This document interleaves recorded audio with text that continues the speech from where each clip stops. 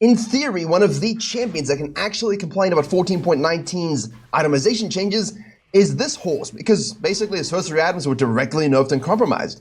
In theory, this should destroy a champion, but this guy has 6 legs, and interestingly, because of the W buffs he had a few months back, he's actually a lot better than people think. However, you are no longer able to just run at people and kill them. Although that's been true for a long time, there have been periods in metas where HECARIM's been able to do that.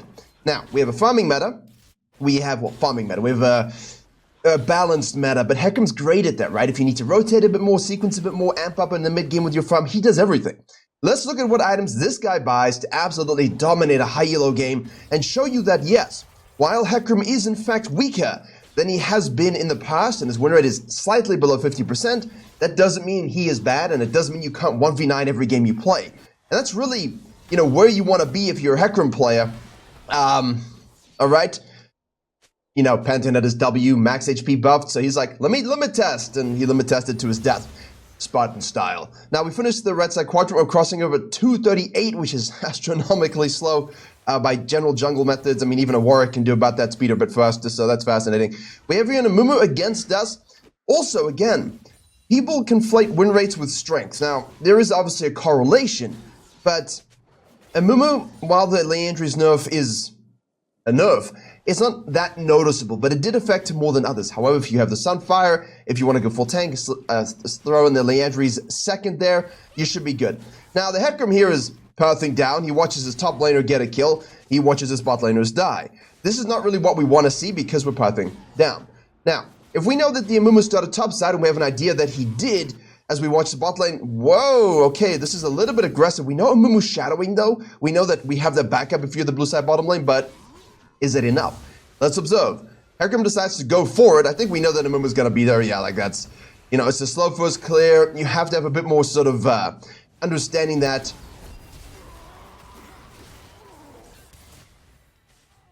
this doesn't make my point. You gotta head to Virkayu.gg. Not only do I have a free jungle improvement resource, I also have a dedicated program with jungle video courses, jungle coaching, coaching classes, a jungle VOD library, special weekly content you'll see nowhere else. All of this available through a premium jungle Discord, which is highly active, a huge community that help each other climb using my jungle program and courses. As we have seen by everybody hitting their peak rank goals in Split 1 and Split 2 of Season 14 as fast as possible. So to climb faster than everybody you know and to jungle diff every game you play, head to Virkayu.gg or click the link in the description below. However, because I know the match history, I know what will become of this game, and I think, you know, in my own games, I've had a few brain farts this week.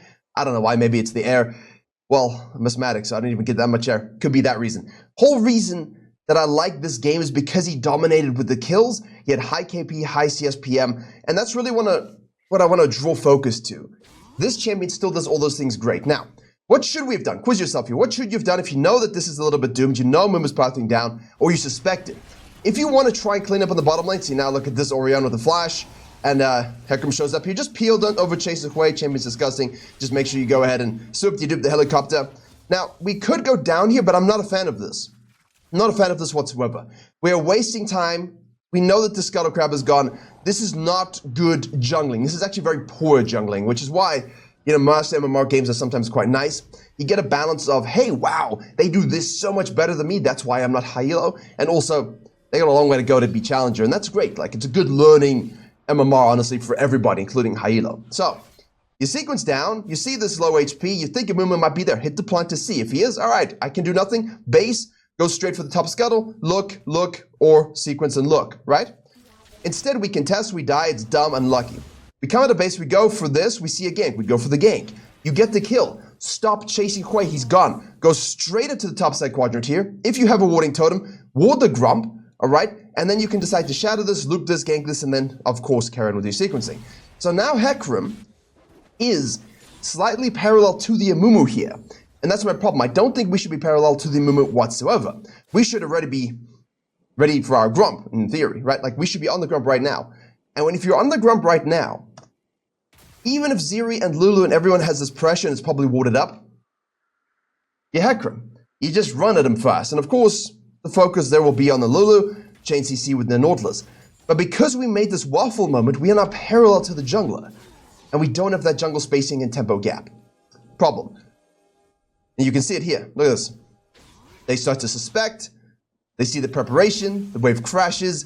They know again they have backup. Let's see what the HECARIM does this time to be a bit smarter about the situation. Because here, if your bot lane is shoved up, go for the lane gank, yeah? Let's have a look. Now there's a moment where we're equal. And this time we decide to pull out. We don't int. We observe. Another Cubanus toss potentially for suicide. Nope. Zeri misses. Cool. Base. Perfect. Much better. Much better. Should have done it the first time. Now with this prior, what this does is it allows them to go for the dragon. Cool. HECARIM now will go back to base, reset, and go topside. This is the high elo nature of his brain kicking in, right? Not the low master. He knows, all right, it's done. Bot lane is losing. It's a lost lane. No point wasting my time there. Let me go topside here. I know the blue buff is spawned. We're going to have the third rotation, Gromp, third rotation, Wolf spawning, and we have Grubbies. Does he go for the cleanup kill here? In theory, this should be 6. There it is. Boom. Always around this. This is a late level 6. Like, if he did this properly, he's 6 at like 6'10", 6'15". Yeah, see here, you want to be on the grubs ideally if there's no blue, etc. But for us, we have the blue. We can steal that away. Rotate for the kill on the Pantheon.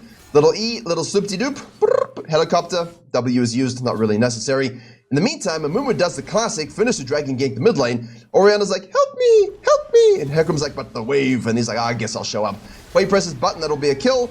And of course, in Mega style, we'll hit that alt AoE, turn back helicopter swoop onto the Amumu. We have more helicopters, we have phase rush, we have W up in a second, and we have E up in a second so we can use it. But we get fleed because Quail is allowed to have this for some particular reason. Also, the Pantheon's ulting in. You don't see those things in the replay always. So, not so bad.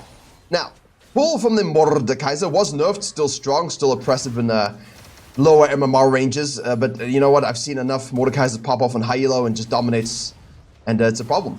But the Pantheon shouldn't be here. The ult is a little bit inty. However, as you can see, bot lane is winning. So this is a... Hello? Why? But this is where HECARIM's good. This is what I wanted to show you. Okay? Most HECARIM players are so used to just one-tapping and doing a lot of upfront burst. Over the years, Riot have incentivized. They've slowly removed it, which is great. But this is where you're good now. Sustained fights, sustained fights, sustained fights. That buff to the W here, you know, that's huge. 4 seconds to the 5, extra 25% damage reduction. Huge, right? That was a couple months ago. This guy's doing the grubs. I don't like leaving top laners to do grubs because you want that bonus experience first and foremost. And also, they take them way too long to do. It's a really negative thing for them. And the Panther now going to face check and int as well. Now, I just coached an Emerald Diamond game where this happened. Jungle was 7-1-1, similar shit, and he lost. And that's why these games are important as well, because you watch enough worlds as well. You see LCS, LEC, they get leads, and then they throw. Also, Zeri is mega fed. There's a Lulu here. She's winning. So while the Pantheon is straight up inting, you're also trusting very much that the Lulu Zeri are not going to overly dominate. And you can see that Mumu's rotating to this. She's still not dead. She's still not dead. She's still not dead. Mumu comes to save. Beautifully done. And now this is where HECARIM's like, oh man, like my top lane is fed, but they overstay. This is what your eyes up for. This is, oh, ult over the wall, beautifully done. There was the E smash, helicopter swoop, double kill. Hello, Mumu, wo bist du? And he says, well, in base. Oh! In base. In base. Hier bin ich, in base. I don't know why he took the Q. I think he thought that HECARIM was going to overcommit. But this is a great example of the difference between you, this guy, and a challenger. Challenger would have not died the first time, but he would have still played the game the way it is, within a fair degree, but, you know, they'd be fed. Most of us, though, however, in other MMRs, you're going to go for the grump. You're going to come into base and be like, I have my quadrant. Oh no, my bot lane died. And then you carry on farming. The HECARIM keeps his eyes up. Do they overstay? Boom, rotates. And that's where HECARIM is strong. And a lot of HECARIM mains don't use the ult angle over the wall there. Beautiful. They don't use the E properly and the ghost properly to actually gap close and then ult in the right direction. These plays here and here don't happen enough. And those two moments right there, if you can understand those two moments, why this HECARIM made those plays, that's where you get fed. Especially early game, because you're 8-1-2 now with Eclipse. Yeah, it's nerfed. You see what I'm saying? Mordekaiser, Giga fed, Pantheon straight inting, suddenly shutdowns. He has 3 kills, gold amount is down 1,000. HECARIM says, all right, I am strong enough to rotate in here. I got my E, I can smack it up. You got your W, and then you just spam Q, mega swoop, wait for those cooldowns to come off again. In the meantime, Vayne kills Zeri. See, this is the thing, right? Top lane is fed for us, bot lane is fed for them. Both kill each other, give shutdowns. So as a jungler, you've got to control your own reality. I'm confused by the Amumu a little bit because he's rotated a lot to help, but he's down, 3 levels here. That's the thing. He's down 3 levels. Nautilus tries. Now he's obviously, it's not really 3. I mean, it's 2 and a bit, but it's funny and it's mentally draining for a jungler to see a level 10 HECARIM while you're level 7. And the difference is that the HECARIM was able to rotate to all these fights and play them perfectly. Off cooldowns, making sure that he survives, except for the first instance, obviously. Now, look at the Serpent's Fang. This is an item that people are buying a lot more. It's cheap, it's got great stats, and it reduces a lot of the shielding damage. And I've seen AP mages build it because we don't have an item to do that. Why? Right games moment. There's Hui, there's the Unstoppable. See, that was beautiful. Very nice. We're seeing a lot of the Orion and LCS when they buffer, you always see it. LCS. Worlds. So, the thing about HECARIM there is he uses the Unstoppable to avoid the fear so that he can actually get through and then the ult knockback into the helicopter swoop. Perfectly done. This already here, you're going to see, well, look at the end. It's 0 obviously now, but with the Lulu, with the shields going on, we do have the Moss Stomper as well. We want to make sure that we kind of have some damage reduction there, but it's not... Or shield reduction. Oh! See? This whole time, we've been talking about Eclipse and Black Cleavers and Zeke's convergences and, Sterix gauges and Shojins and longer drawn-out fights. But if you confuse those things with itemization, it doesn't work, right? Because here in this particular case, we've got lethality from Mega Burst damage, which you saw. The E still does a lot. It does a lot because he's ahead. If you're not ahead, you're going to die and you're not going to do a lot. There's much more... whoa, there we go. There you go. There you go. Hello! And of course, movement speed always gives us more AD because of our passive conversion there. And look at this. Eclipse lethality. You're thinking, but now he's squishy. He will die. What if you never allow the teamfight group? What if you are always so far ahead it doesn't matter? And that's the big ideological shift in HECARIM here. Normally, yeah, we were built, as I said, right? As everyone has been building, a bit more conservative, a bit more fighter for those longer sustained fights. But this guy got so fed, he's like, oh, let me run with it. Pun not intended. And so basically, if you are a HECARIM and you can have an early game with the perfect reads, the perfect long drawn-out fights here, and the perfect ult usage and spells here, the nice gank here, you will have a lead such that Eclipse, and potentially an opportunity, more like an opportunity most often, or a Serpent's Fang if necessary, will do enough of 2 items for you to dominate. Now, I specifically did not look at the build. I did not want to see the build. I wanted to sort of analyze how we were going through this in real time. Ult is available. Orianna doesn't have her. She just used it. We don't want to risk it. Zeri and Lulu have taken this turret as well. That's basically 5-plater almost, right? And now Mordekaiser's fighting the Pantheon, who somehow has it closer than we would think. We shadow. Cool. Watch bot lane here. There we go. Ooh. Just kidding. No ooh. No ooh. Ah. Yes ooh. No ooh. Pixie misses. Pixie misses from the Lulu. Anyway, HECARIM is shadowing the top lane. He could have just gone to the Herald here, but this is what we're worried about, right? I don't overly concern myself with this. I call this a lopsided rule because effectively what you do is you let them shove this, you just shove this, and you can normalize it. You just don't want to go AFK and sort of just let them get away with it. You want to make sure you have macro pressure. Amumu is just really lost this game. Honestly, I think he's tried his best, but the farming capability of that item is down a little bit. He obviously does synergize better with it than Nunu and things like this, but there's nothing wrong with going full tank on it. Now, we're deep in enemy territory. We have in pocket 2.3k gold. I'm curious to see what he converts his longsword into. But for 2 item spikes, Eclipse and a lethality item, these are fine. But you gotta have a lead. If you're far behind, you will just be eviscerated, and that's a big difference here. Oh, we can go for the wall. Hello, fear, knockback, beautiful repositioning, dead. Angles, man, angles. HECARIM is, when he's an assassin with this build, you gotta have the assassin angles. When you build Bruiser, you can care less and kind of sustain more. But our lead is so big here, it doesn't really matter. Now, we do enough damage. What we need to focus on is survivability. So here, if we can give a kill, that would be huge. We do want to give a kill if possible. Or not. 1v9, baby. If I have 11 kills and I have a Vayne. In that case, I'm okay giving up a kill. Usually, you guys know me, just take the kills, control the map, be the carry, be the 1v9, but a Vayne, you don't really need anything more. You haven't even based yet. You're going to base now. 3.3 in pocket. We can buy basically whatever we want.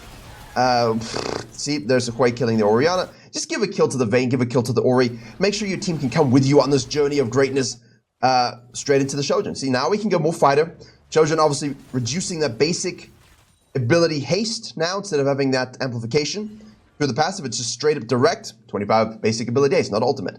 And landing your abilities gives you more damage, stacking up to 4 times. So, long drawn out fights, survivability. Now, after this, I'm curious as to see what we go. Sterex is probably okay for a little bit of the burst. You can obviously go BC still, but I kind of like the Sterex a bit more. You like the conversion ratio, just because you've got more damagey early, but it's about the spikes, right? Think about your build as a cohesive system, but also something that has compartmentalization. Like I'm spiking at 1 or spiking at 2, and then I've got to shift, and 3, 4 are going to do different things. Or if you're someone that has like 3 atom spikes, and then 4 and 5 are going to do different things. As long as there's synergy between the whole build, you're good, but you can spike it in different ways. And that's why HECARIM is so great, because you can think about those things. Ziri is typing EU West moment! Dead. She'll gonna die anyway, that's fine. 13 and 1-5. Amumu is 5-5-2. Let's see what he goes for the rest of the way. The reduction on Super Swing is actually 99. Honestly, I think he was greeding a little bit for the passive, not the passive, sorry. He was just going for the atomization for its cost and its stats. Very, very highly effective. But yeah, I think you kind of assume with the Lulu, the shielding is gonna be a little bit more, you're gonna get more than 99, but we'll see where we're at the end. This is a quick stomp. I like this. So basically everything was good read-wise. The downside, for the only downside that he had was really early, is just greedy. And that's why HECARIMs are struggling.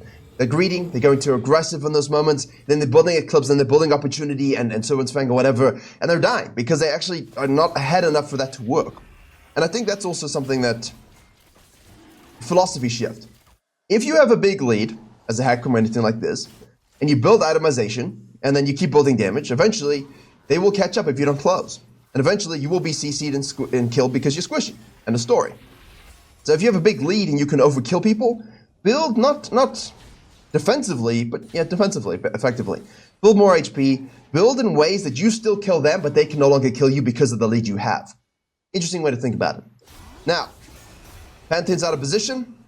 Straight up Yumi's diarrhea, confirmed.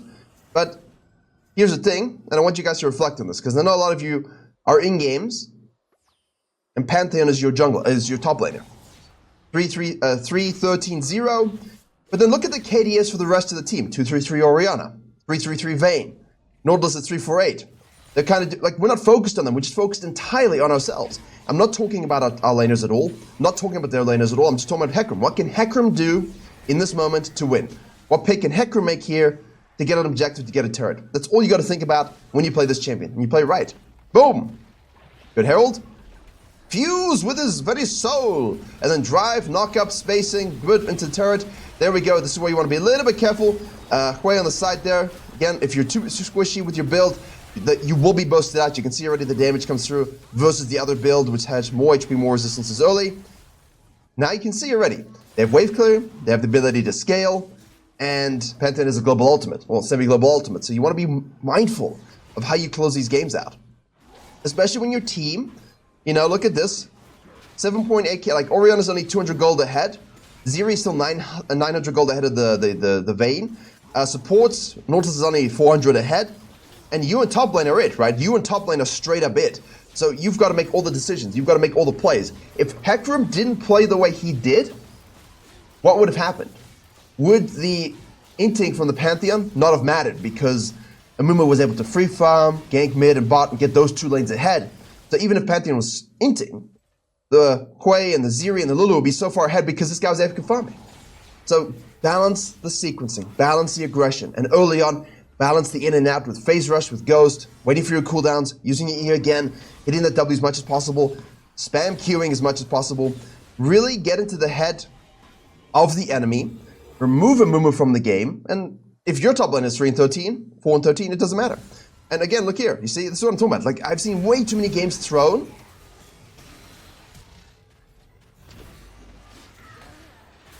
from this. Way too many guns thrown from this. Nice cure of the wall, by the way. You just have...